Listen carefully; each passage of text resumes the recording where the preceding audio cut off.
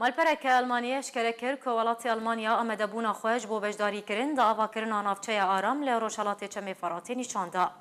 مالپەرە شپیگل ئۆنلاین یا ئەلمانی دە راپۆرتێکێدا بەڵاف کرد کە ئەلمانیا بە ئاوایەکی فەرمی بەرسبە ئەمریکا دەرباری بەشداریکردنا وێ دا ئاواکردنا ناوچەیە ئارام لە ڕۆژهەڵاتی چەمێ فەڕاتیدایە و ji bo vê mebestêmana xwe di hevpeymaniya navdewletiya li dijî Daişê dirêj kir. Emane raportê diyar kir ku Berlîn pêşînyara dirêjkirina erkên hêzên xwe di hevpeymaniya navdewletiya li dijî Daişê ji bo Washingtonê kiriye ku ji balafirên çavdêriyê û dabînkirina sû temeniyê ji bo balafirên li ser esmanê Bakurê Sûriyê pêk hatiye. Erê li gorî heman malperê ku di çarçoveya encamdana Kongrê Minşin yê ewlehî welatê Amerîka bi fermî daxwaze ji hevpeymanên xwe yên Ewropî kiribû ku beşdariyê di avakirina navçeya aram ya ku biryare li Rojhilatê Çemê Feratê were avakirin ji bo parastina Kurdan bikin.